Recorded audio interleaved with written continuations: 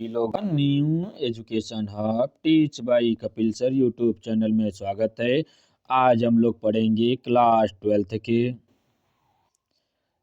Twelfth के biology.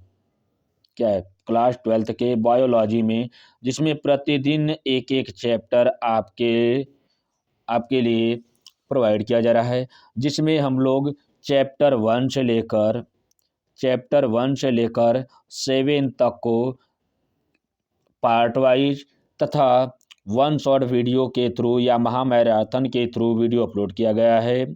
उसके playlist को बनाया गया है। आप लोग इस वीडियो के डिस्क्रिप्शन बॉक्स में जाइएगा तो वहाँ पर प्लेलिस्ट के लिंक को प्रोवाइड किया गया है। वहाँ से जाकर डायरेक्ट आप प्लेलिस्ट में जाकर वहाँ से वीडियो को देख सकते हैं, या तो इसी चैनल के ऊपर, या तो आप लोग सर्च करिएगा class twelfth biology teach by Kapil sir playlist. तो वहाँ पर आपको पूरे चैप्टर का प्लेलिस्ट मिल जाएगा, जिसमें वन शॉट वीडियो के थ्रू प्रत्येक 1 से लेकर 7 चैप्टर के वीडियो को अपलोड किया गया है। तो आज हम लोग पढ़ते हैं मानव स्वास्थ्य।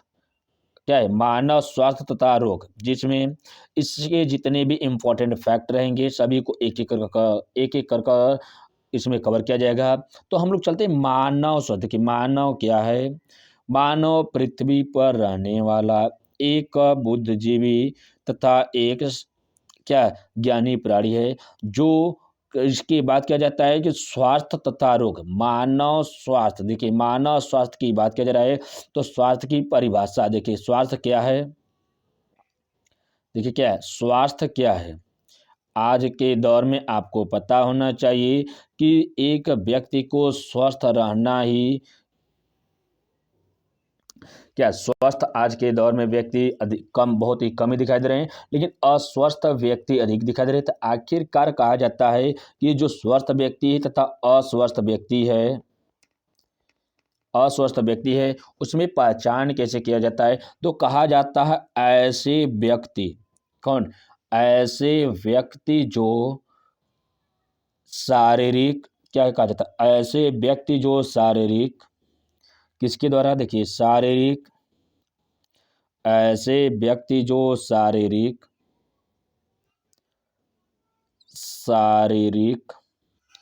मानसिक तथा सामाजिक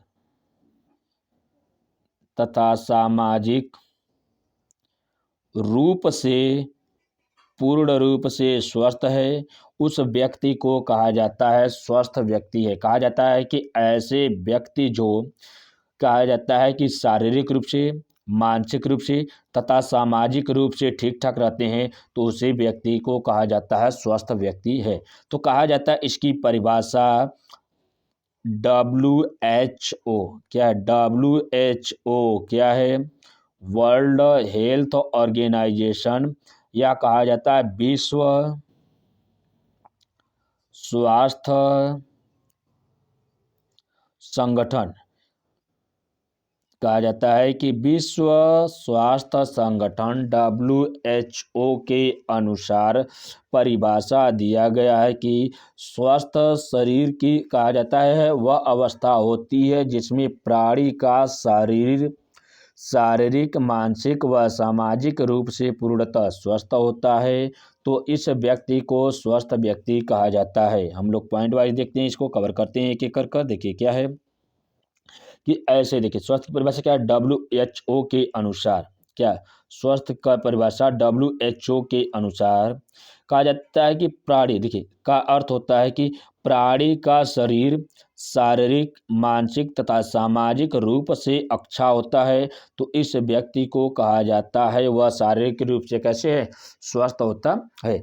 तो कहा जाता है आखिरकार स्वस्थ तो हो गया, तो अब ऐसे व्यक्ति होते हैं जो अस्वस्थ होते हैं। कहा जाता है कि इसमें किसी भी प्रकार की हानियाँ हो, या इसमें किसी भी प्रकार की शरीर में, मन से तथा सामाजिक रूप से अगर गिरावटें समझ में आती है, तो उस व्यक्ति को धीरे धीरे कहा जाता है कि वह व्यक्ति धीरे धीरे क्या हो जाता है? अस्वस्थ होना शुरू हो गया, या कहा जाता है उस व्यक्ति को अस्वस्थ कहा जाता है। अब अगला कहा जाता है कि रोग। देखिए, रोग क्या है या डिजीज क्या होता है? कि कहा जाता है कि शरीर की सामान्य अवस्था में किसी भी प्रकार का जो असामान्य परिवर्तन या कहा जाता है उसमें दुर्बलता आ जाती है तो उस व्यक्ति को रोग कहा जाता है। तो हम लोग एक एक करके परिभाषा को कवर करते हैं। देखिए क्या इसमें कहा जाता है कि शरीर की सामान्य अवस्था में किसी प्रकार की असामान्य परिवर्तन या दुर्बलता उत्पन्न हो जाती है जिसे रोग कहा जाता है। कहा जाता है कि किसी भी स्वस्थ व्यक्ति के शरीर में असामान्य परिवर्तन या उस व्यक्ति के शरीर में सामान्य अवस्था में किसी भी प्रकार का असामान्य परिवर्तन या उसमें कुछ कमियां या दुर्बलता उत्पन्न हो जाती है तो उस व्यक्ति को रोग कहा जाता है। तो आखिरकार आता है कि रोग की परिभाषा। देखिए कहा जाता है कि रोग की जो प्रकार होते हैं, कहा जाता है कि रोग कैसी किस प्रकार से हमारे शरीर में संपन्न होते हैं। तो सिंपल सा सबसे पहले देखा जाता है कि रोगी के बारे में तो कहा जाता है रोग का लक्षण क्या होता है। रोग की पहचान करने के लिए क्या रोग लक्षण, सबसे पहले क्या देखते हैं रोगों के लक्षण के बारे में देखते हैं। रोग का लक्षण होता है तो कहा जाता है पीड़ा से या बेचैनी से या कहा जाता है उसमें चक्कर आना, ये सभी के सभी लक्षण क्या होते हैं रोगी के होते हैं। कहा जाता है कि रोगी के जो लक्षण होते हैं कौन कौन से होते हैं। पीड़ा होना मतलब शरीर में दर्द होना, बेचैनी होना तथा उसमें व्याघ्रता आना या उस व्यक्ति के शरीर में चक्कर आना, ये सभी के सभी रोगी के लक्षण होते हैं। दूसरी बात की कहा जाता है कि रोग के संकेत क्या कहते हैं। रोग के संकेत क्या है।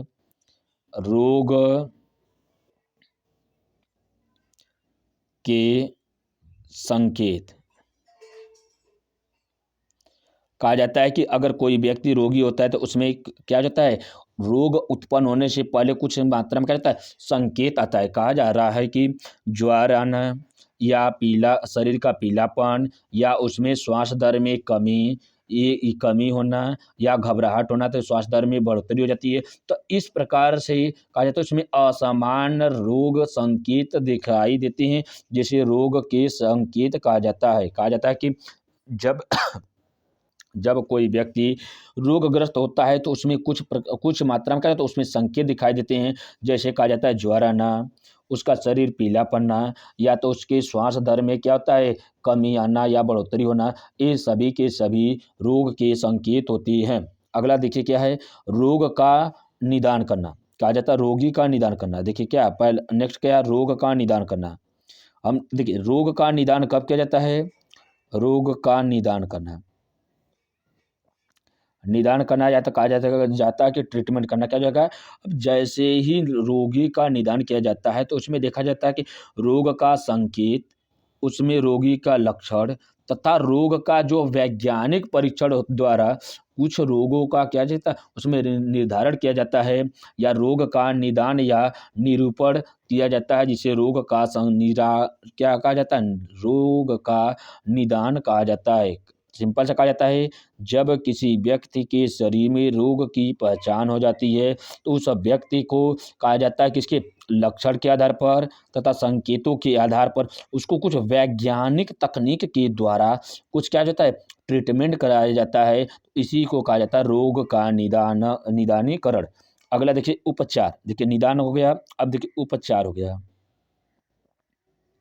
उपचार या तो कहा जा सकते हैं कि थेरेपी कराना। थेरेपी में क्या होता है देखिए औषधि से या शाल्क क्रिया द्वारा या अन्य विधि द्वारा रोग को समाप्त करना इसका उपचार कहलाता है। कहा जाता है कि जब व्यक्ति के शरीर में कहा जाता है कि रोग की पहचान हो गई, रोग की पहचान वैज्ञानिक तकनीक के द्वारा हो जाती है तो उस व्यक्ति के शरीर में क्या जाता है उसका उपचार किया जाता है। तो उसमें औषधि से तथा उसके शाल्क क्रिया के द्वारा या शाल्क चिकित्सक के द्वारा उस व्यक्ति के रोग का क्या किया जाता है उपचार किया जाता है। नेक्स्ट कहा जाता है कि रोकथाम करना। रोगी का क्या किया जाता है रोकथाम करना।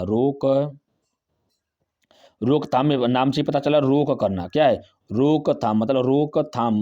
रोग रोग का नंबर क्या है रोगी को जब पता चलेगा कि उसका रोग उत्पन्न हो गया तो उसके क्या करना रोगी के रोग को क्या करना उसके रोकथाम करना। उसमें कहा जाता है कि किसी किसी विधि औषधि या उपकरण की सहायता से किसी संभावित रोग को होने वाले होने वाले पीड़ा को क्या कहा जाता है इसमें रोका जाता है जिसे रोगी का रोकथाम कहलाता है।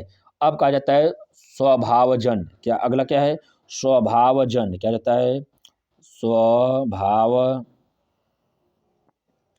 स्वभावजन्य। देखिए स्वभावजन्य नाम से ही पता चला है कि स्वभाव में कहा जाता है कि इस रोगी को वास्तविक कारण अज्ञात होते, कहा जाता है कि इस व्यक्ति के शरीर में क्या रहता है, ये कोई ना कोई क्या रहता है, ये वास्तविक कारण अज्ञात होते हैं, इसी को कहा जाता है स्वभावजन्य। कहा सिंपल से कहा जाता है कि ऐसे व्यक्ति हो जाते हैं जिसका वास्तविक कारण का क्या रहता है, अब मत कोई किसी भी प्रकार की जानकारियां नहीं होती है, तो उस व्यक्ति को कहा जाता है कि इस रोग के वास्तविक कारक क्या अज्ञात होते हैं, इस व्यक्ति को स्वभावजन्य कहा जाता है। इस प्रकार से किसी भी व्यक्ति के शरीर में क्या होता है, रोग का सबसे पहले क्या रोग होता है, तो रोग का लक्षण आता है, रोग के लक्षण के बाद रोग का संकेत होता है, रोग के संकेत के बाद उसका निदान किया जाता है, निदान करने के बाद उसका उपचार किया जाता है, उपचार करने के बाद क्या जाता है उसमें रोकथाम किया जाता है, रोकथाम करने के बाद कहा जाता है कि कुछ ऐसे व्यक्ति होते हैं जो इन सभी से क्या जाता है भिन्न होते हैं, उस व्यक्ति को कहा जाता है, उस व्यक्ति के शरीर में क्या ऐसे परिवर्तन होते हैं जो अज्ञात होते हैं। इस प्रकार से रोगों के बारे में पढ़े।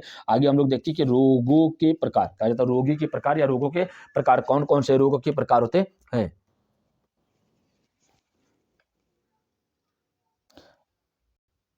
आगे देखिए क्या है, रोगों के प्रकार के बारे में हम लोग धीरे धीरे आगे कवर कर रहे हैं।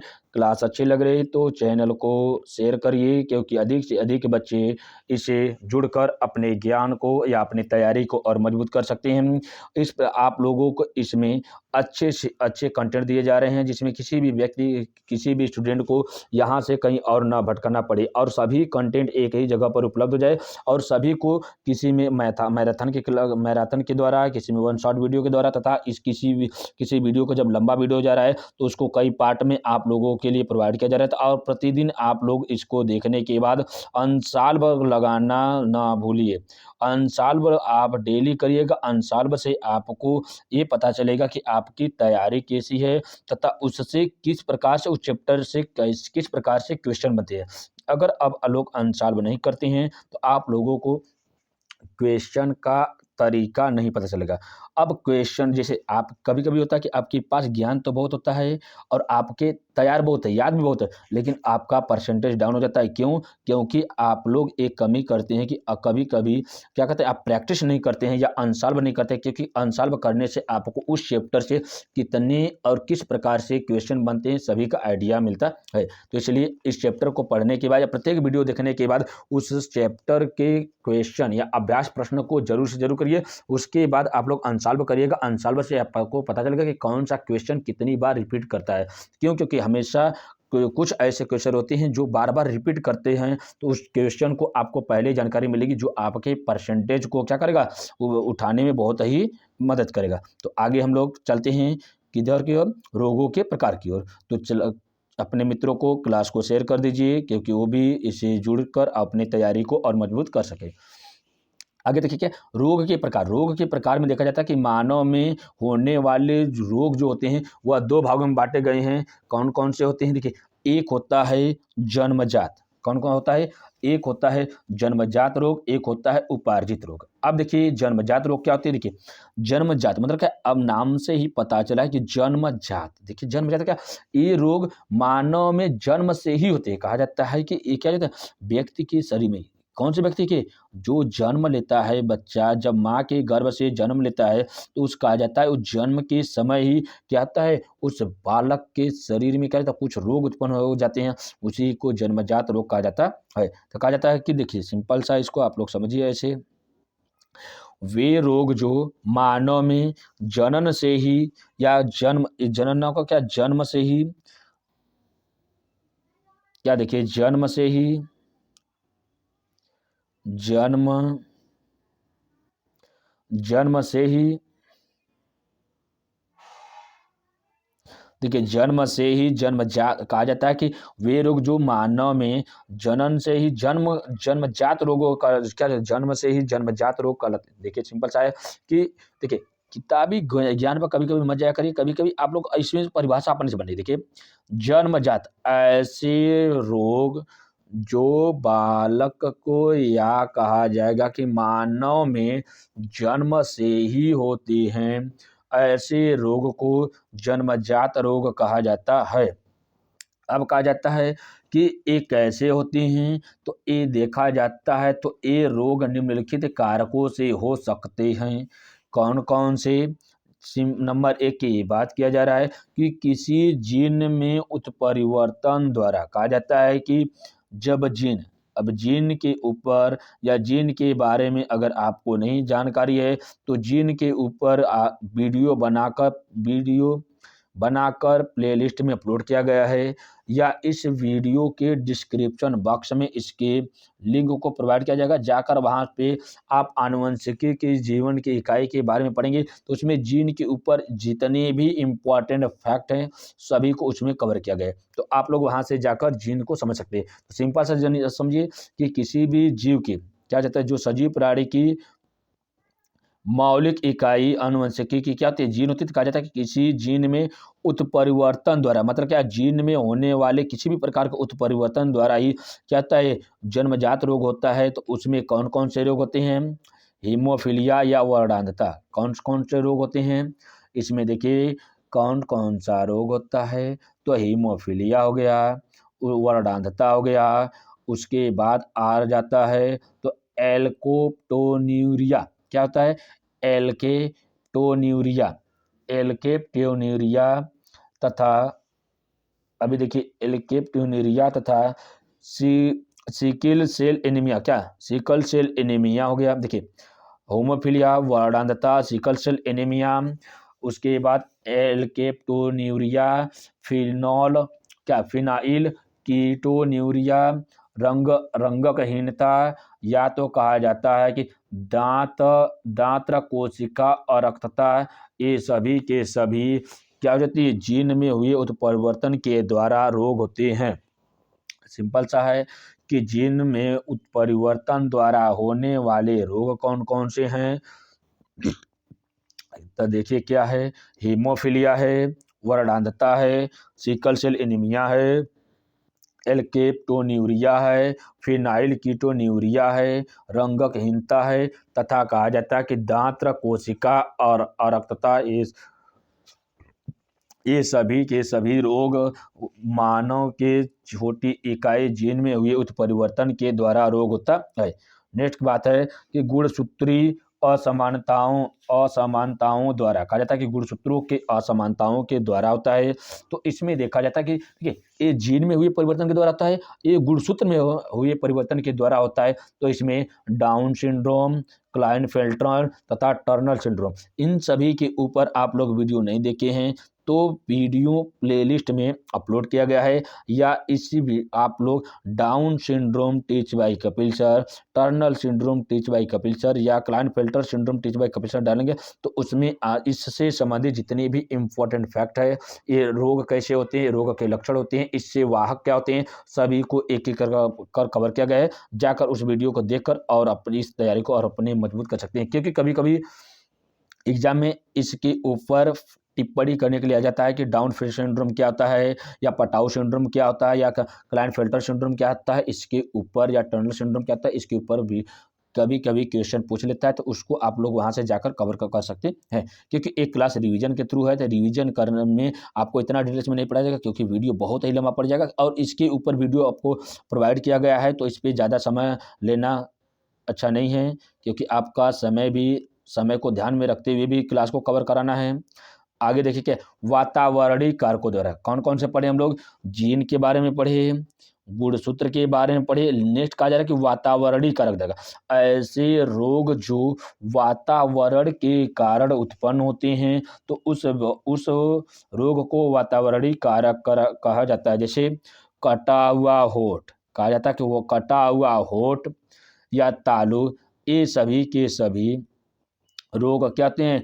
जीन व गुणसूत्र द्वारा उत्पन्न रोगों के विपरीत वातावरणीय कारकों द्वारा उत्पन्न रोग बच्चों में वंशागत होते हैं। ये कहते हैं ये बच्चों में वंशागत तो नहीं होते हैं। देखिए ये रोगों में वंशागत कहा जाता है कि ये वो रोगों में वंशागत होने वाला कौन सा जीन था, तथा जीन था और गुणसूत्री था, ये दोनों के दोनों रोग कैसे थे, एक तरीके से कहा जा सकता है कि आनुवंशिक हो सकता है, लेकिन वातावरणीय जो कारकों द्वारा होने वाला रोग होता है ये वंशागत नहीं होता। क्यों? क्योंकि वातावरण के ऊपर निर्भर करता है। कहीं कहीं वातावरण ऐसा हो जाता है कि उस व्यक्ति के शरीर का क्या जाता है, कोई अंग कट जाता है या तो उसका होठ कट जाता है, तो ये निर्भर किसके ऊपर करता है, ये वातावरण के ऊपर निर्भर करता है।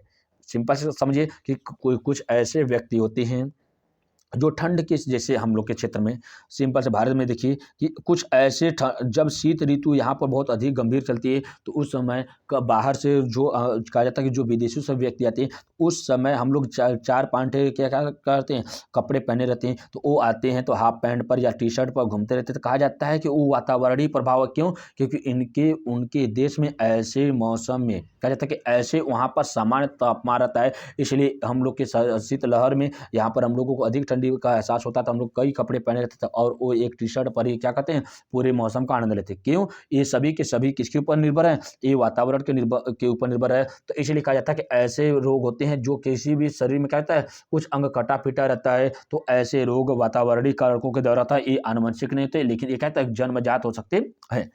ये हो गए। अब नेक्स्ट देखिए क्या उपार्जित रोग, क्या उपार्जित रोग क्या होते हैं। अब देखिए कि उपार्जित रोग, ये रोग जन्म से नहीं होते हैं, परंतु जन्म के बाद देखिए अब जन्म से होने वाला रोग तो सभी हो गया, तो उसके बाद जो रोग होते हैं वो सभी के सभी रोग क्या कहलाते हैं, उपार्जित रोग कहलाते हैं। अब आगे देखिए क्या है, उपार्जित रोग दो प्रकार के होते हैं। कहा जाता है कि उपार्जित रोग की बात किया जाता है तो उपार्जित रोग क्या होते हैं, दो प्रकार के होते हैं। कौन कौन से होते हैं, देखिए एक संक्रामक तथा संचरणीय रोग, एक संक्रामक और संचरणीय रोग, दूसरा असंक्रामक तथा असंचरणीय रोग होता है। कौन कौन से होते हैं, देखिए संक्रामक या संचरणीय रोग होता है, दूसरा कहा जाता है कि असंक्रामक या असंचरणीय रोग होता है। देखिए कौन कौन सा, संक्रामक रोग या संचरणीय रोग में कहा जाता है कि, अब देखिए इसमें कहा जा रहा है कि ऐसे रोग जो एक व्यक्ति से दूसरे व्यक्ति में फैलता है उसे संक्रामक रोग कहा जाता है। कहा जाता है कि ऐसे रोग जो एक व्यक्ति से दूसरे व्यक्ति के शरीर में फैलता है उसे संक्रामक रोग कहा जाता है। एक कहा जाता है मलेरिया, टाइफाइड।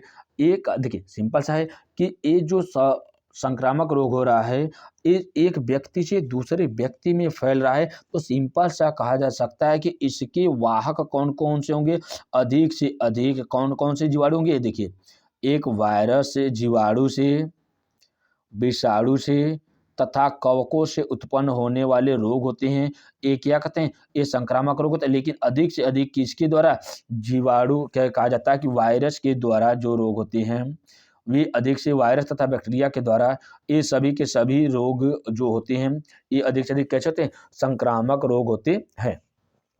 अब कहा जाता है कि संक्रामक रोग अधिक से अधिक वायु में गुणन करने के बाद एक व्यक्ति से दूसरे व्यक्ति में फैलते रहते हैं। अब देखिए सिंपल सा इसका भुक्तभोगी सब पूरा देश ही हुआ था। कोरोना के बारे में आपको पता होना चाहिए। तो उसमें कहा गया था कि एक संक्रामक रोग था जो एक महामारी के रूप लिया था, वो एक व्यक्ति से दूसरे व्यक्ति में फैल रहा था। तो आप लोगों के सामने जीता जागता एग्जाम्पल वो बेस्ट है। कहा जाता है कि संक्रामक रोगों को दो प्रकार से बांटा गया है। कौन कौन सा है, एक संसर्गजन कहा जाता है कि इसमें संसर्गजन रोग, या तो कहा जाता असंगर्जन रोग। कहा जाता है कि संसर्गज रोग, दूसरा असंगर्जक रोग। सिंपल साइज को समझिए। देखिए संसर्गज रोग क्या होता है, कॉन्टेगियस। देखिए कॉन्टेगियस रोग, दूसरा कहा जाता है नॉन कॉन्टेगियस रोगों को कहा जाता है। अब कॉन्टेगियस रोग देखिए क्या होते हैं, या ससंघर्ष रोग क्या होते हैं, ऐसे रोग जो शरीर के संपर्क में आने से फैलता है उसे ससंघर्ष रोग कहा जाता है। कहा जाता है कि ऐसे रोग जो एक व्यक्ति का शरीर दूसरे व्यक्ति के शरीर के संपर्क में आने से फैलता है उस रोग को ससंगर्जक रोग या कॉन्टेगियस रोग का डिजीज कहा जाता है। जैसे कहा जाता है दाद होना। दाद किसके द्वारा होता है? आप लोग कमेंट बॉक्स में जरूर बताइएगा कि जीवाणु के द्वारा होता है या विषाणु के द्वारा होता है या कवकों के द्वारा होता है। चेचक, खसरा, कुष्ठ रोग, ये सभी के सभी क्या होते हैं? एक व्यक्ति से दूसरे व्यक्ति में शरीर के संपर्क से फैलता है, इसलिए इसे ससंगर्जक रोग कहा जाता है। दूसरा कहा जाता है असंगर्जक रोग। इसमें देखा जाता है, आप लोग इसको कमेंट बॉक्स में जरूर बताइएगा कि दाद और चेचक, खसरा, कुष्ठ रोग ये सभी इसके वाहक कौन सा है? जीवाणु के द्वारा आता है, विषाणु के द्वारा, तथा उसका नाम भी लिखने की कोशिश करिएगा। अगला का है असंगर्ज रोग। ऐसे रोग जो भौतिक कारकों ऐसे रोग जो भौतिक कारकों पर निर्भर होते हैं, जैसे हवा में, पानी में तथा भोजन इत्यादि के द्वारा एक व्यक्ति से दूसरे व्यक्ति में फैलता है, तो उसे असंगर्ज रोग कहा जाता है। सिंपल सा है कि जब रोगों का क्या होता है? स्थानांतरण शरीर से न होकर हवा से, पानी से तथा भोजन से होता है, वे सभी के सभी असंगर्जक रोग कहे जाते हैं। जैसे हैजा, मलेरिया, प्लेग, हेपेटाइटिस, ये सभी के सभी क्या होते हैं? असंगर्ज रोग कहलाते हैं। हैजा किसके द्वारा होता है? मलेरिया तथा प्लेग और हीमोफीलिया। आप लोग इसको कमेंट बॉक्स में जरूर बताइएगा। आगे देखिए, कहा जाता है कि असंक्रामक रोग। देखिए, संक्रामक रोग हो गए, अब चलते हैं हम लोग असंक्रामक रोग, या कहा जाता है असंचरणीय रोग। देखिए, कहा जाता है ऐसे रोग जो एक व्यक्ति से दूसरे व्यक्ति में नहीं फैलता है, उसे असंक्रामक रोग कहा जाता है। सिंपल सा है कि ऐसे रोग जो एक व्यक्ति से दूसरे व्यक्ति में नहीं पहुंचता है, तो कहा जाता है कि उसमें जीव का वाहक न होकर कोई और वाहक होता है, उसे असंक्रामक रोग कहा जाता है। जैसे रतौंधी तथा कैंसर, ये सभी के सभी ऐसे रोग होते हैं जो असंक्रामक रोग कहलाते हैं। अब ये निम्न चरणों में विभाजित किया गया है। इसमें एक सबसे पहले कहा जा रहा है कि क्षय कारक रोग, कहा जाता है इसको निम्न भागों में बांटा गया है। जैसे नंबर 1 की बात किया जा रहा है, क्षय कारक रोग। अब देखिए क्या है, ये रोग महत्वपूर्ण अंगों के ठीक प्रकार से कार्य न कर पाने के कारण उत्पन्न होते हैं। कहा जाता है कि ऐसे रोग जो महत्वपूर्ण अंगों के सही से न कार्य करने के कारण होते हैं, उन्हें क्षय रोग कहते हैं। जैसे मिर्गी आना तथा हृदय के रोग। इसमें देखिए, मिर्गी आना तथा हृदय के रोग है, इसमें किसी भी प्रकार का कोई भी अंग कार्य करना बंद कर देता है, इसी को क्षय कारक रोग कहा जाता है। नेक्स्ट देखिए क्या है, कुछ कंडीशन में देखिए कहा जाता है कि जो मिर्गी आना तथा ये हृदय रोग होता है, ये कहा जाता है कि इसमें मिर्गी जो होती है यह मस्तिष्क पर असामान्य दबाव के कारण होती है, तथा कहा जाता है कि जब मस्तिष्क पर असामान्य दबाव मतलब अधिक से अधिक दबाव बढ़ना शुरू हो जाता है, तो उस समय मिर्गी के लक्षण समझ में आते हैं। दूसरा कहा जा रहा है कि हृदय रोग उसके किसी भी भाग के ठीक तरह से कार्य न कर पाने के कारण होता है। मस्तिष्क की बात किया जा रहा है, देखिए सिंपल सा भी हम लोग पढ़े, मिर्गी में अधिक से अधिक जब दाब पड़ता है मस्तिष्क के ऊपर, तो उसमें मिर्गी के लक्षण आ जाते हैं। लेकिन कहा जाता है मिर्गी हो जाता है, अब कहा जाता है हृदय रोग, उसमें कहा जाता है कि हृदय का कोई एक अंग या कोई भी कार्य करना बंद कर देता है, या उसमें कार्य न कर पाने के कारण इसमें क्या होता है, सिंपल सा हृदय रोग हो जाता है। अगला देखिए, अल्पता रोग क्या होता है? अल्पता रोग क्या होते हैं, इसके ऊपर देखिए क्या है, वे रोग। देखिए, अल्पता रोग क्या है? ये रोग पोषक तत्व, खनिज, विटामिन तथा हार्मोन्स की कमी के फलस्वरूप होते हैं, इसलिए इसको अल्पता रोग कहा जाता है। देखिए, अल्प मात्रा में, देखिए कहा जाता है कि अल्प मात्रा में जब पोषक तत्व की मात्रा कम मिलना शुरू हो जाता है या अल्प मात्रा में मिलता है, तो उस व्यक्ति के शरीर में उस पोषक तत्व की कमी हो जाती है, जिसके कारण कई प्रकार के रोग हो जाते हैं। तो इसमें देखा जाता है तो कौन कौन सा हो जाता है, क्लासियोरस, क्लासियोरकर, बेरी, घेंगा रोग, मधुमेह रोग, ये सभी के सभी क्या होते हैं, किसी न किसी विटामिन के या खनिज पदार्थों के कमी से होता है। तो इसके ऊपर आप लोग वीडियो नहीं देखे हैं तो प्लेलिस्ट में वीडियो अपलोड किया गया है, जाकर वहां से आप लोग देख सकते हैं कि मधुमेह रोग क्या था, बेरी रोग क्या था, या विटामिन से ऊपर जितनी भी इंपॉर्टेंट फैक्ट है सभी को कवर किया गया है। आप लोग डालिएगा vitamin teach by Kapil sir, तो उसमें सब कुछ आपको विटामिन से संबंधित जितने भी इंपॉर्टेंट फैक्ट हैं और उसमें जितना पढ़ाया गया उससे बाहर किसी भी एग्जाम में विटामिन से संबंधित कोई भी क्वेश्चन आपका छूटेगा नहीं, आप लोग उसको जाकर कवर कर सकते हैं। आगे देखिए,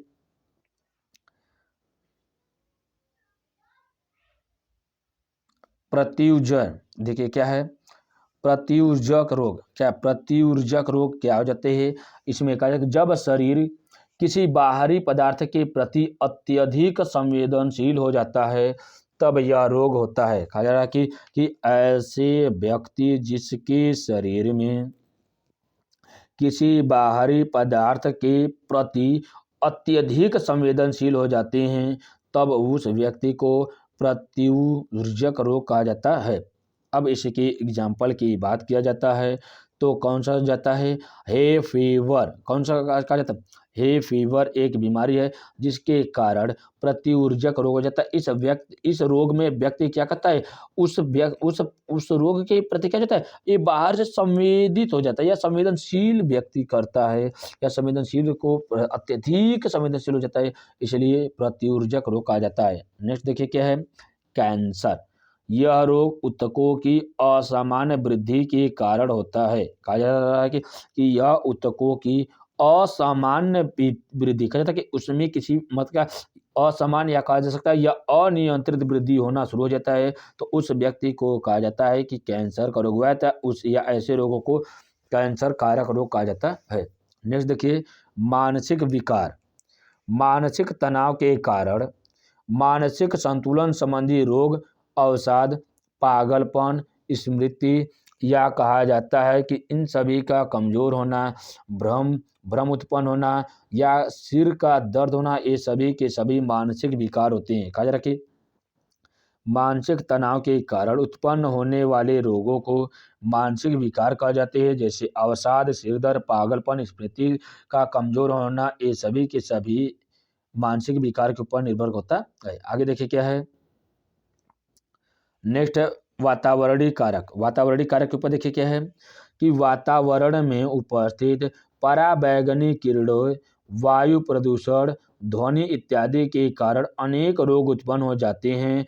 इसको वातावरणीय कारक कहा जाता है। जैसे गर्मी के मौसम में शरीर के में नमक की कमी होना, कहा जाता है कि जैसे गर्मी की मात्रा अधिक होती है तो शरीर से पसीना का अधिक हो जाता है, तो उस समय कहा जाता है कि जैसे ही पसीना अधिक हो जाता है तो उसमें नमक, कहा जाता है कि नमक होता है, नमक में NaCl हो जाता है, उसमें कहा जाता है कि सोडियम की मात्रा क्या जाती है? धीरे धीरे कम होना शुरू हो जाती है। तो कहा जाता है कि उस व्यक्ति के शरीर में कौन सा? वातावरणीय कारक के कारण उत्पन्न होने वाला रोग था। आगे देखिए, कुछ बुरी आदतों के कारण उत्पन्न रोग कौन होते हैं? बुरी कारणों के कारण उत्पन्न रोग, जैसे कहा जाता है यह वाय कारक है और सबसे अधिक जो मानव पीढ़ी है उसमें युवा पीढ़ी, जो यूथ पावर है, ये सबसे अधिक ग्रसित क्या है? शारीरिक कारकों के द्वारा नहीं, मानसिक कारकों के द्वारा नहीं, कैंसर से नहीं, क्षय रोग से नहीं, लेकिन इस रोग के द्वारा बहुत ही अधिक से अधिक पीड़ित है। कहा जा रहा है कि जैसे बुरी आदतों के कारण उत्पन्न होने वाला रोग, धूम्रपान करना, गुटखा, तंबाकू चबाना, उसके बाद कहा जा रहा है कि इत्यादि, ये सभी के सभी जो रोग होते हैं इन सभी के सेवन से या मादक पदार्थों के सेवन से आहार संबंधी संतुलन या कहा जाता है असंतुलन एवं आधुनिक जीवन शैली के कारण भी मोटापन, कैंसर, मधुमेह या यकृत संबंधी रोग या मानसिक विकार संबंधी रोग उत्पन्न हो जाते हैं। सिंपल सा कहा जाता है कि धूम्रपान, गुटखा, तंबाकू इत्यादि के मादक पदार्थों के सेवन तथा असंतुलित जीव शैली के कारण भी अनेक रोग उत्पन्न हो जाते हैं, जैसे मोटापन, यकृत संबंधित रोग, मानसिक विकार या कहा जाता है कि मधुमेह रोग, ये सभी के सभी बुरी आदतों के कारण उत्पन्न होने वाला रोग है, जिससे वर्तमान की स्थिति में अधिक से अधिक क्या है? 23 से क्या है? 23 की उम्र, अब तो वर्तमान में देखा जाता है तो 12 साल भी या 11 साल के भी बच्चों को कहा जाएगा तो ये भी गलत नहीं माना जाएगा, क्योंकि अधिक से अधिक लोग इससे भी ग्रसित होते जा रहे हैं। क्योंकि अब इस देखिए इसके ऊपर बहुत ज़्यादा टिप्पणी करना ठीक नहीं है, क्योंकि क्लास बहुत ही लंबा हो जाएगा। हम लोग इसके आगे चलते हैं। तो अगला कहा जा रहा है कि मानव में संक्रामक रोग। मानव में संक्रामक रोग की बात किया जा रहा है। तो मानव संक्रामक रोग देखिए क्या है। सामान्य संक्रामक रोग या संक्रामक रोग की बात किया जा रहा है। देखिए कहा जाता है कि अनेक सूक्ष्म जीव, जिसमें जीवाणु, विषाणु, कवक, प्रोटोजोआ या उसमें कृमि रूप से कुछ ऐसे सूक्ष्म जीव होते हैं जो संक्रामक रोग उत्पन्न करते हैं।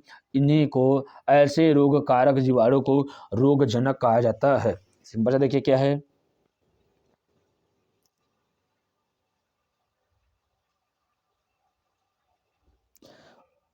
देखिए क्या है, मानव में संक्रामक रोग।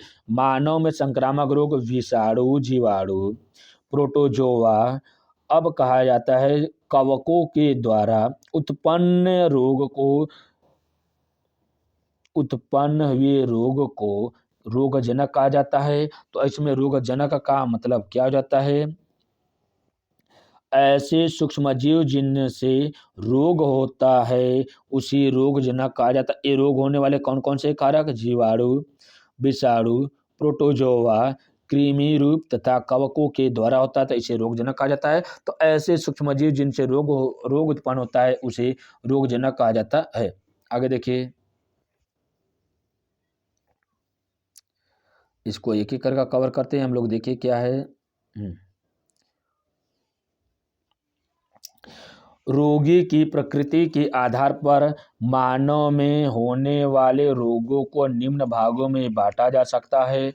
सबसे पहले की बात क्या जा रहा है, विषाणु जनित मानव रोग कहा जाता है। विषाणु जनित मानव रोग क्या होते हैं, इसकी बात की जाए, विभिन्न प्रकार के विषाणु मानव में अनेक रोग उत्पन्न करते हैं। कहा जा रहा है कि विभिन्न प्रकार के जो विषाणु होते हैं यह मानव शरीर में अनेक रोग उत्पन्न करते हैं, जिसमें कहा जाता है कि इन्फ्लुएंजा, पित्त ज्वार, हेपेटाइटिस, रेबीज, डेंगू, खसरा, एड्स और हर्पीज या पोलियो इत्यादि प्रमुख रोग होते हैं जो विषाणु जनित मानव रोग होते हैं।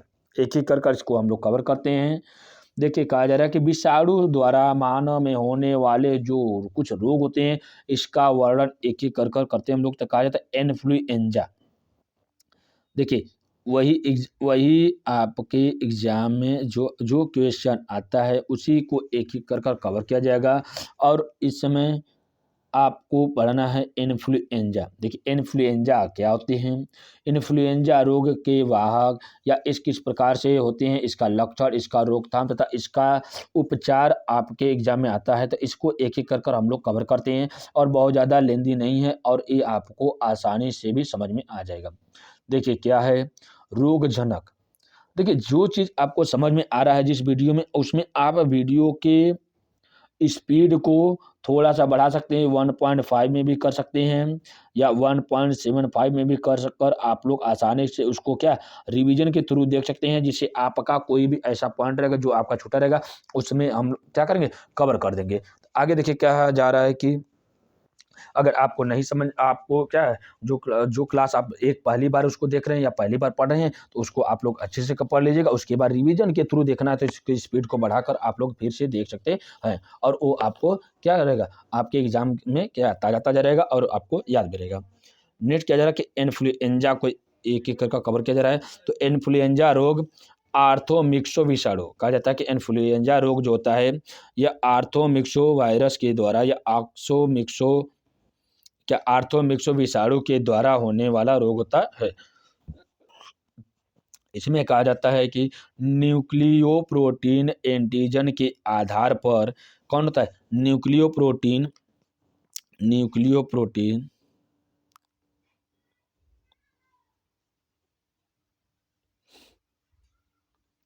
न्यूक्लियोप्रोटीन एंटीजन के आधार पर इस विषाणु के 3 प्रकार होते हैं, इन्फ्लुएंजा ए, इन्फ्लुएंजा बी तथा सी होती हैं। इस इन्फ्लुएंजा विषाणु में न्यूरामिनिटेज कौन होता है, न्यूरामिनिटेज न्यूरामिनिडेज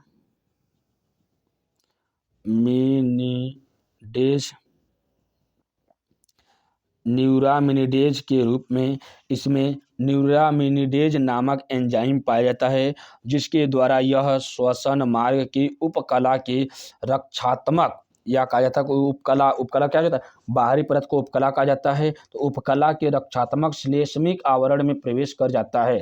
कहा जाता है कि जो इन्फ्लुएंजा में रोगाणु कौन सा होता है, आर्थोमिक्सो विषाणु होता है। इसका प्रवेश कर जाना किसमें, उसके उपकला ऊतक में या उसके एपिडर्मिस में क्या होता है, प्रवेश कर जाना। उसमें कुछ न्यूरामिनिडेज नामक एंजाइम होता है, जिसके द्वारा क्या कहता है, ये उपकला में आसानी से एक रक्षात्मक श्लेष्म का आवरण में प्रवेश कर जाता है, जिसके द्वारा इन्फ्लुएंजा रोग उत्पन्न होता है। इसके संक्रमण की बात करते हैं। देखिए संक्रमण में देखा जाता है तो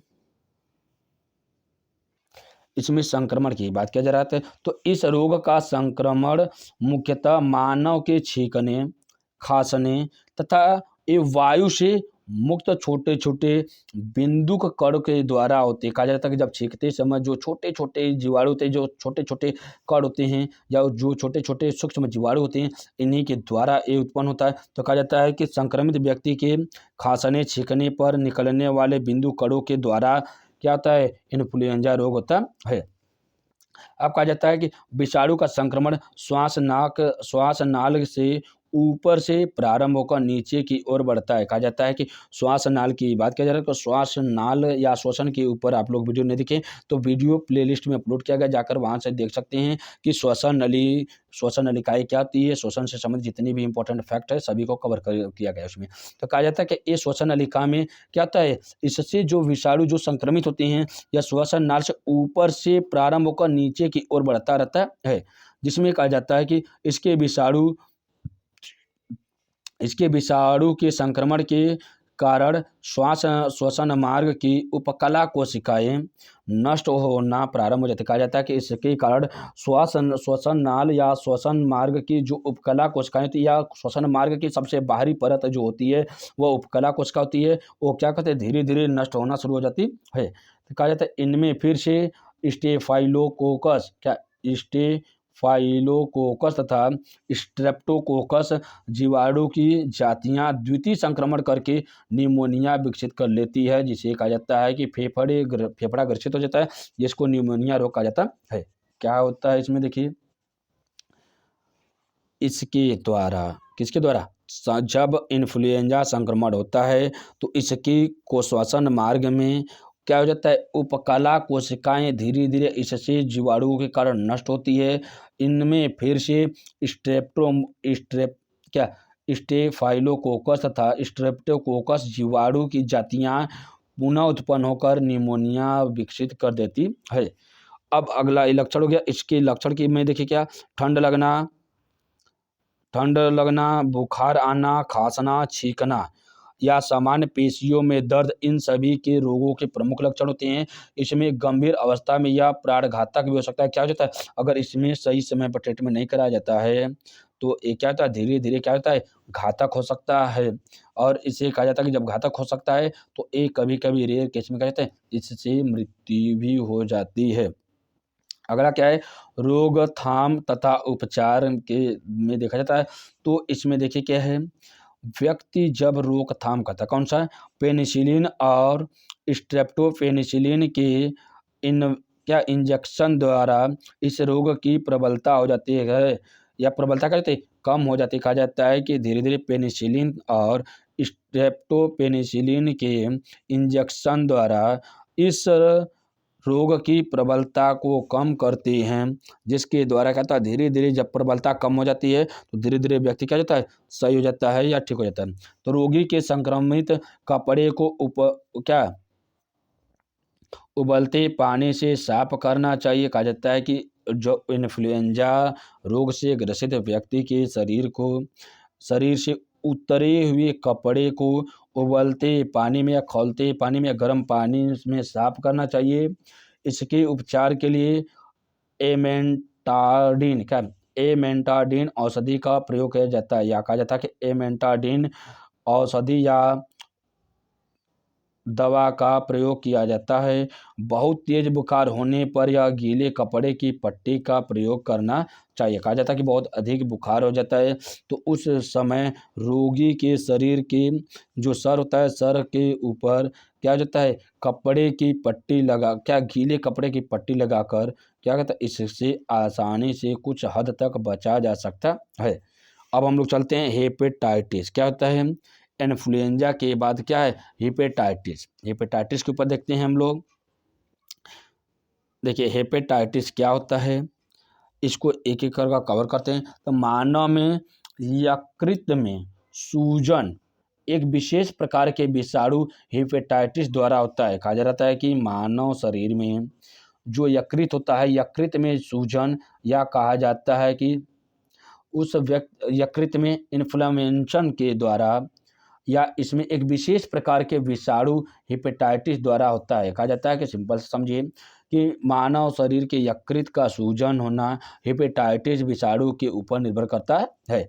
इसके द्वारा यकृत का आकार बढ़ जाता है। जैसे यकृत में सूजन होता है तो सूजन से क्या जाता है, किसी भी रोग का या कोई किसी भी रोग का जो कहा जाता है कि ऐसे अंग जहाँ पर रोग वाहक हो जाते हैं तो उस व्यक्ति का कहा जाता है वो अंग क्या धीरे धीरे बढ़ना शुरू हो जाता है या फैलना शुरू हो जाता है, जिसको कहा जाता है कि उस समय यकृत का आकार बढ़ जाता है। नेक्स्ट कहा जाता है कि इसमें मानव में यकृत में सूजन एक विशेष प्रकार के विषाणु हेपेटाइटिस द्वारा होता है। अब हम लोग देखते हैं हेपेटाइटिस 5 प्रकार का होता है। Hepatitis A, hepatitis B, C, D तथा हेपेटाइटिस ई। अब हम लोग एक एक कर कवर करते हैं कि अब इसमें ए तो हो गया, अब इसमें कहा जाता है कि एक क्रमशः कौन कौन से रोग होते हैं, इसको हम लोग देखते हैं। देखिए हेपेटाइटिस ए था, बी, सी, डी और ई। तो कहा जाता है hepatitis A, hepatitis B, hepatitis C, hepatitis D और हेपेटाइटिस ई। इस प्रकार से हेपेटाइटिस के प्रकार थे। तो इसमें अनेक प्रकार से और एक नाम से जाना जाता है, या कहा जाता है कि ये रोग जो क्रमशः होते हैं ये एंटेरो विषाणु द्वारा, क्या जाता है, एंटेरो विषाणु के द्वारा एक क्या था, निम्न प्रकार के कारण उत्पन्न हैं। कहा जाता है कि एंटेरो विषाणु के द्वारा ये क्या कहते हैं, ए को किस नाम से जाना जाता है, एच, कहता है किस नाम से, एच ए भी पहला नाम, दूसरा नाम का एच बी भी, एच सी भी, एच डी भी, एच ई भी, इसी और अलग अलग नाम से जाना जाता है। अब हम लोग देखते हैं कि आखिरकार इसका नामकरण या नाम किस प्रकार से रखा गया है। अब देखिए क्या है इसके ऊपर, देखिए यहाँ पे, ओह यहाँ से देखिए, अब देखिए क्या है, देखिए इसमें नाम से ही पता चल रहा है कि जब हेपेटाइटिस, देखिए हेपेटाइटिस ए वायरस कहा जाता है, hepatitis A virus, hepatitis B virus, hepatitis C virus, hepatitis D virus, hepatitis E virus, इस प्रकार से किया क्या जाता है, सभी का नामकरण किया जाता है। तो हेपेटाइटिस ए का ए, एच ए भी, बी का एच बी भी, सी का एच सी भी, डी का एच डी भी, ई का एच ई भी। इस प्रकार से हेपेटाइटिस को अलग अलग चरणों में वर्गीकृत किया गया है। आगे देखिए क्या है, संक्रमण क्या है, संक्रमण क्या है, इसके ऊपर देखते हैं। देखिए संक्रमण क्या है, देखिए हेपेटाइटिस से होने वाले संक्रमण कौन कौन से हैं। अब देखिए इसके डिटेल्स में नहीं जाना है कि hepatitis A, hepatitis B, hepatitis D, hepatitis E और हेपेटाइटिस ई, इसके कुछ देखिए उसके ऊपर बहुत ज़्यादा आपके डिफ़िकल्ट क्वेश्चन नहीं बनता है, इसलिए उसको हेपेटाइटिस ए क्या है, हेपेटाइटिस बी क्या है, हेपेटाइटिस सी क्या है, हेपेटाइटिस डी क्या है, हेपेटाइटिस ए क्या है, इसके ऊपर बहुत कंप्लीट वीडियो नहीं अपलोड किया जा रहा है, क्योंकि उसमें बहुत ज़्यादा क्वेश्चन आपके एग्जाम में नहीं आता है। अब हम लोग देखते हैं कि आखिरकार इससे संक्रमण, या तो हम कह सकते हैं कि थोड़ा थोड़ा इसमें देख लीजिए कि हेपेटाइटिस ए क्या होता है, थोड़ा थोड़ा देख लीजिएगा, तो क्योंकि कभी कभी आ जाएगा तो दिक्कत हो जाएगा, आप लोग कहेंगे कि सर पढ़ाई नहीं थी। देखिए क्या है हेपेटाइटिस ए, देखिए बार अब हम लोग देखते हैं हेपेटाइटिस ए, एक बस एक से दो बार बस कल इसको आप लोग सुन लीजिएगा, आपको पूरा का पूरा समझ में आ जाएगा। देखिए हेपेटाइटिस ए जो होता है, इससे जो महामारी क्या होता है, इसके द्वारा या हेपेटाइटिस ए से महामारी पीलिया भी कहा जाता है कि जो हेपेटाइटिस ए होता है इसे महामारी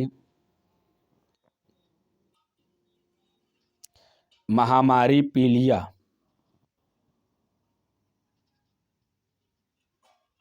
क्या जाता है, महामारी पीलिया भी कहा जाता है कि इससे महामारी पीलिया भी कहा जाता है। इसके विषाणु का आनुवंशिक पदार्थ आरएनए होता है। अब देखिए आरएनए में देखा जाता है आरएनए कितने प्रकार का होता है, वीडियो अपलोड किया गया है, जाकर वहाँ से आप लोग देख सकते हैं। तो कहा जाता है कि आरएनए सिंगल स्ट्रेंथ होता है तथा डबल स्ट्रेंथ होता है। तो इसके जो हेपेटाइटिस ए होता है इसमें आरएनए ग्रसित रोग होता है, कौन से, आरएनए वाहक रोग होता है। अब इसका आनुवंशिक पदार्थ आरएनए होता है, तो कौन सा RNA, S S R N A क्या होता है, सिंगल स्ट्रेंथ आरएनए होता है। अब इसमें देखा जाता है तो ये कहा जाता है सिंगल स्ट्रेंथ, या तो एकल एकल रज्जुक जो आरएनए होता है इसी के द्वारा क्या होता है, ये एक व्यक्ति से दूसरे व्यक्ति में फैलते हैं, या कहा जाता है कि इसमें आनुवंशिक पदार्थ इसका क्या होते हैं, आरएनए होता है। कौन सा आरएनए, एकलक, या तो कहा जाता है कि सिंगल स्ट्रेंथ आरएनए होता है। ये कहा जाए, उसके बाद कहा जाता है कि यह आवरणहीन होता है। कहा जाता है कि ये जो हेपेटाइटिस ए होता है, ए महामारी पीलिया भी कहा जाता है इसे, ए आरएनए एकलक द्वारा या तो सिंगल स्ट्रेंथ आरएनए के द्वारा फैलता है। यह आवरणहीन होता है। कहा जाता है कि इसका ये जो हेपेटाइटिस ए होता है ये आवरणहीन मतलब क्या, बिना आउटर कवरिंग के होता है। यह विषाणु भोजन व गंदे पानी द्वारा शरीर में संचरित होता है। कहा जाता है कि यह जो विषाणु होता है भोजन व गंदे पानी द्वारा शरीर में संचरित होते रहते हैं। आगे कहा जाता है कि इसके प्राथमिक लक्षण की बात करते हैं तो हेपेटाइटिस ए में तो कौन सा होता है, मलेरिया। देखिए इसके प्राथमिक लक्षण में मलेरिया, देखिए मलेरिया ना,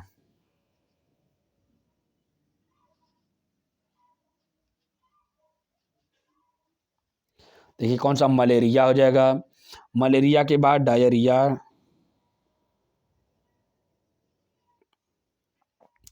मलेरिया, डायरिया, बुखार, ठंड लगना इत्यादि इन सभी के लक्षण होते हैं।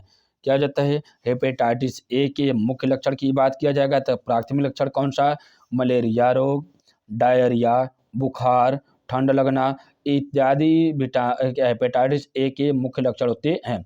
इसमें कहा जाता है कि जैसे कि पीलिया की अवस्था में दिखाई क्या देता है, ये अधिक से अधिक पीलिया की अवस्था में दिखाई देता है, क्योंकि रोगी की त्वचा क्या हो जाती है, धीरे धीरे पीली पड़ जाती है तथा आंखों का रंग कैसा हो जाता है, सफ़ेद हो जाता है तथा मूत्र का रंग हल्का गहरा हो जाता है। अब इसके बाद कहा जाता है कि विषाणु संक्रमण की औसत रोगोद्भवन अवधि कितनी थी, 2 से 21 दिन की होती है। कहा जाता है विषाणु के संक्रमण की जो औसत रोगोद्भवन की अवधि होती है इसमें लगभग में 2 से 21 दिन की होती है। आगे देखिए क्या हेपेटाइटिस ए में, अब इसमें बहुत ज़्यादा क्वेश्चन आपको देखिए बहुत ज़्यादा डिफिकल्ट नहीं था। ये एक महामारी होती है जिसको महामारी में महामारी पीलिया भी कहा जाता है। इसमें आनुवंशिक पदार्थ आरएनए होता है जो सिंगल स्ट्रेंथ होता है। उसमें इसके ए आवरणहीन होता है। इसमें ए विषाणु कौन से, भोजन, गंदे पानी तथा शरीर से संचरित, गंदे पानी द्वारा शरीर से संचरित होता है। इसके प्राथमिक लक्षण की बात किया जाता है तो मलेरिया, डायरिया, बुखार, ठंड लगना, ये सभी के सभी लक्षण होते हैं।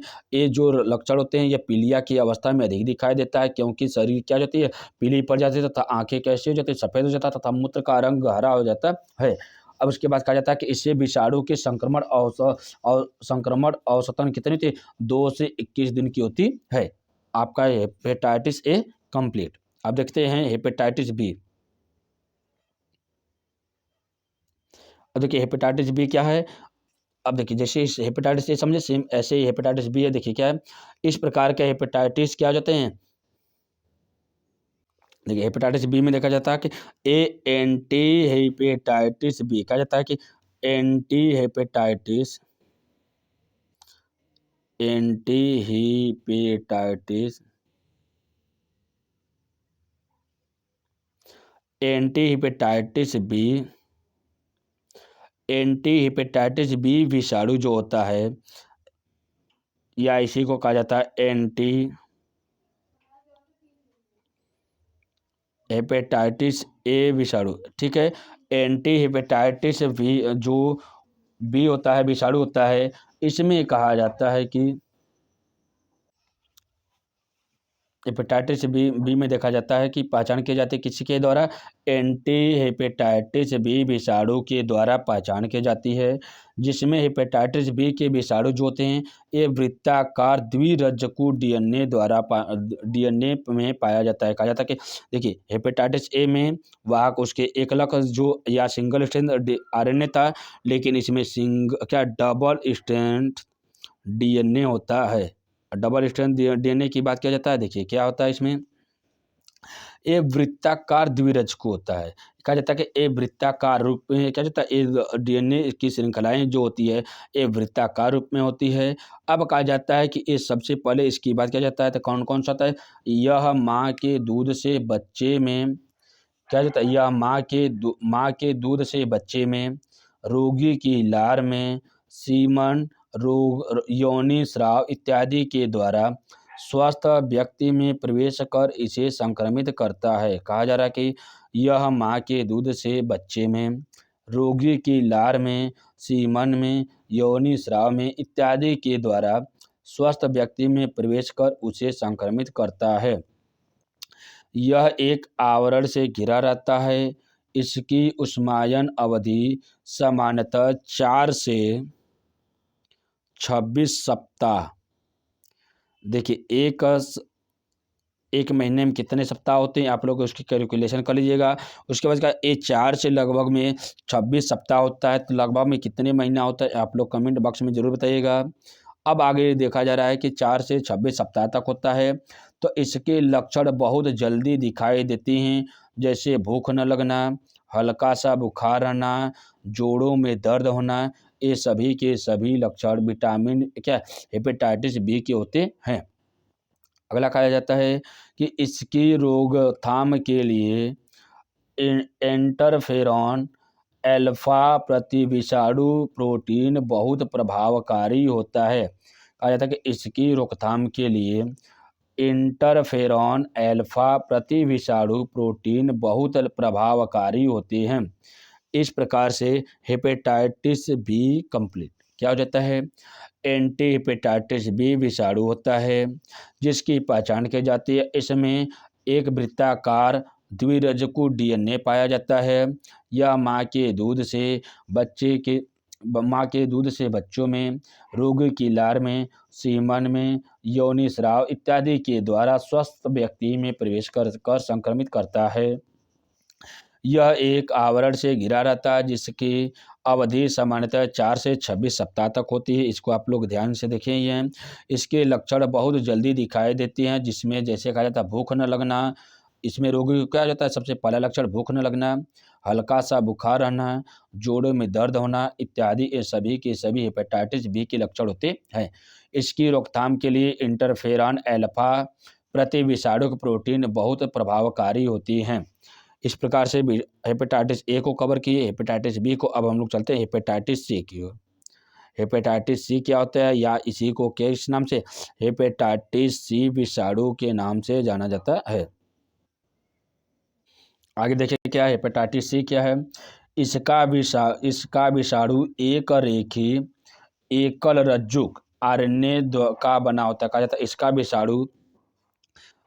इसका विषाणु कैसा होता है, एक रज्जुक मतलब क्या, सिंगल स्ट्रेंथ आरएनए का, एक रज्जुकी आरएनए या सिंगल स्ट्रेंथ आरएनए का बना होता है। यह भी एक आवरण द्वारा घिरा होता है। कहा जाता है कि यह एक आवरण द्वारा घिरा होता है।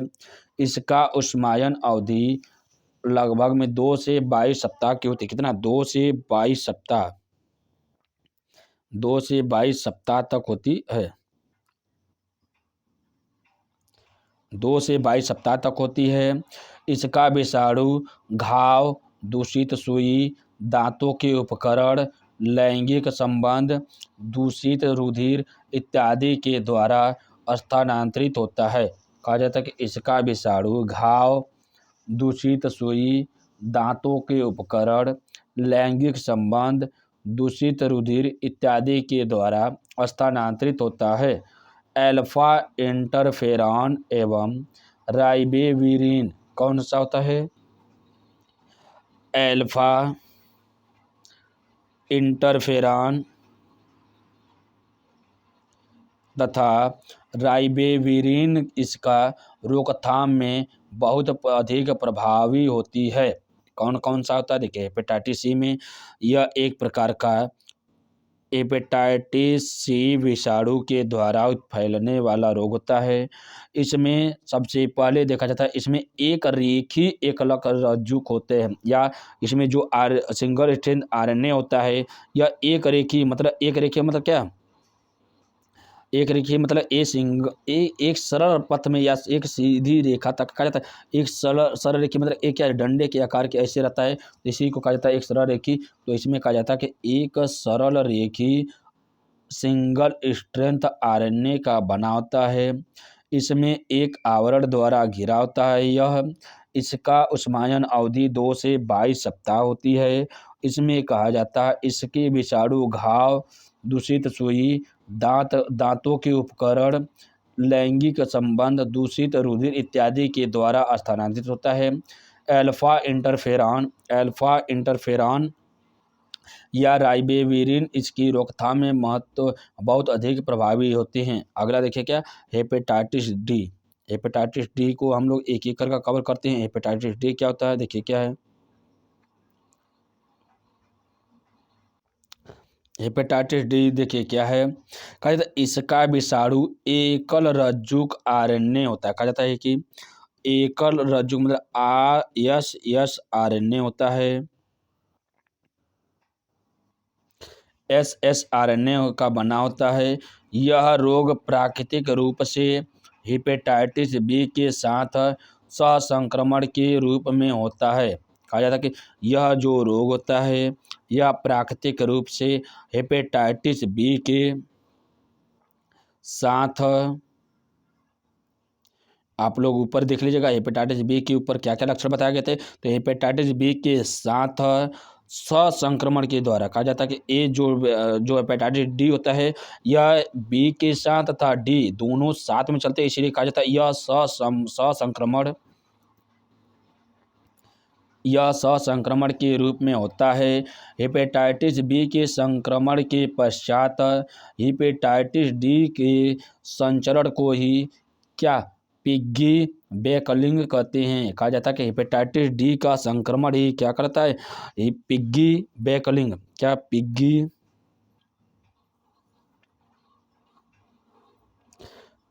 बैक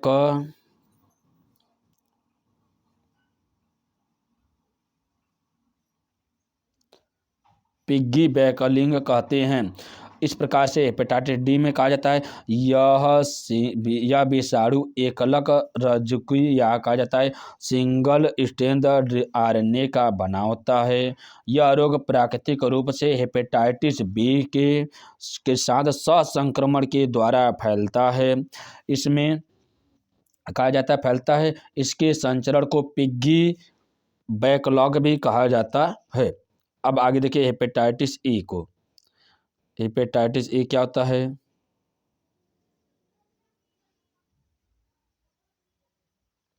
देखिए हेपेटाइटिस ए क्या होता है, इसको एच हेपेटाइटिस ई वायरस कहा जाता है। इसके विषाणु में भी रेखी एकल रज्जुक आरएनए होता है। कहा जाता है कि रेखी एकल रज्जुक मतलब क्या, सिंगल स्ट्रेंथ आरएनए होता है, आरएनए होता है। यह आवरणहीन क्या, यह आवरण विहीन होता है। यह हेपेटाइटिस ए के एकल रज्जु की आरएनए युक्त नग्न विषाणु के रूप में समानता दर्शाता है। कहा जाता है कि ये जो विटामिन डी क्या हेपेटाइटिस डी था, यह हेपेटाइटिस बी का संक्रमण था। वही विटामिन ई, अरे जो हेपेटाइटिस ई है, ये हेपेटाइटिस ए वायरस के साथ क्या करता है, ये संक्रमण करता है। तो हेपेटाइटिस ए के एकल रज्जुक आरएनए युक्त नग्न विषाणु के रूप में समानता दर्शाता है। इसकी उष्मायन अवधि 2 से 8 सप्ताह की होती है। कहा जाता है कि इसकी उष्मायन अवधि लगभग कितना, 2 से 8 सप्ताह की होती है।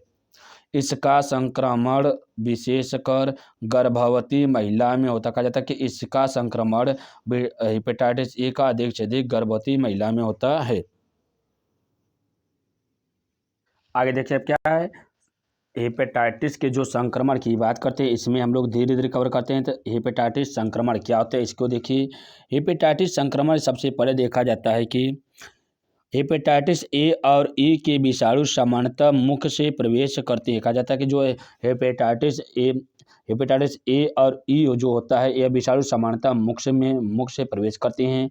जबकि हेपेटाइटिस बी और डी निम्न कारकों से होते हैं। कौन कौन से कारक होते हैं, देखिए। सबसे पहले दूषित रक्तदाब से, रक्तदान से, दूसरा रक्तदान मतलब क्या, रक्त का एक व्यक्ति से दूसरे व्यक्ति को क्या जाता है, जब चढ़ाया जाता है तो उसी को क्या जाता है, दूषित रक्तदान से।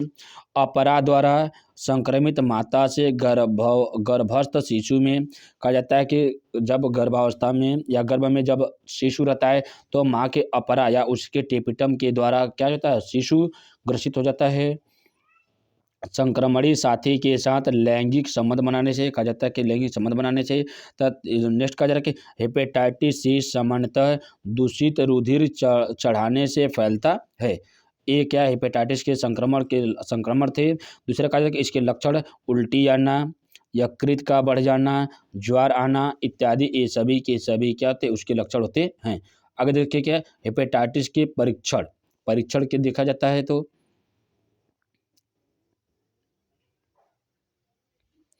परीक्षण में क्या है, SBT सीरेम बिलीरुबिन टेस्ट। कहा जाता है कि इसके लिए कौन कौन सा परीक्षण किया जाता है। सबसे पहले SBT के रूप में देखा जाता है।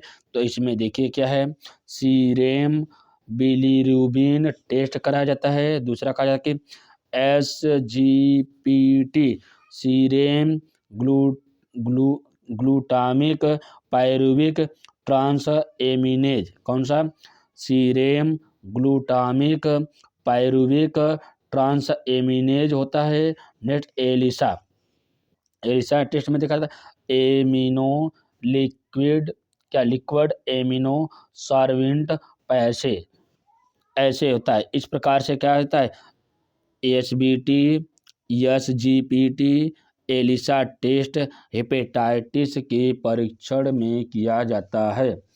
अब इसमें मुख्य रूप से देखा जाता है तो एलिसा, देखिए कहा जाता है कि एलिसा में देखा जाता है कि एलिसा में आगे देखा जाए तो बीकर संलग्न प्रतिरक्षा शोषक अमापन होता है। कौन कौन सा होता है।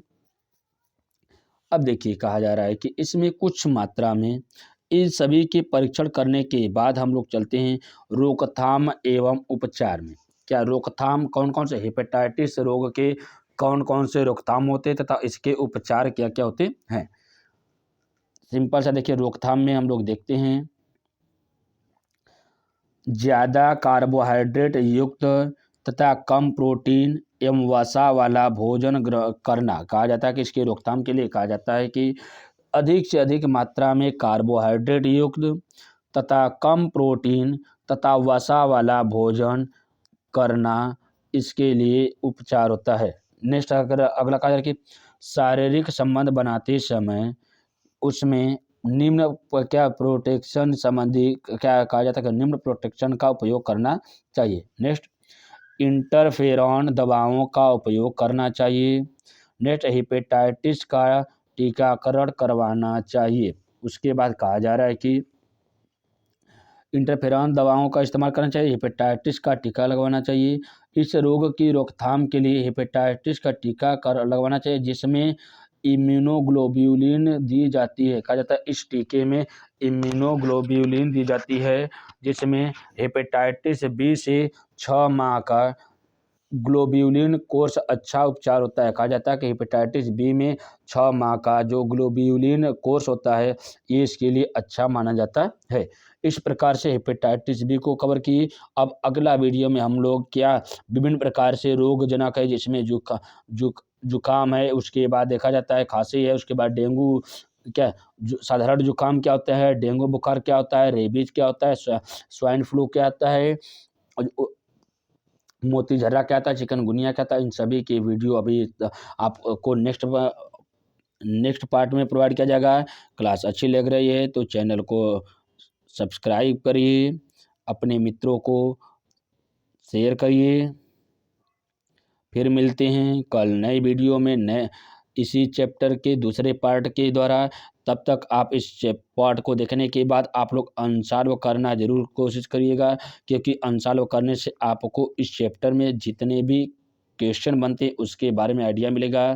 Thank you so much, bye bye.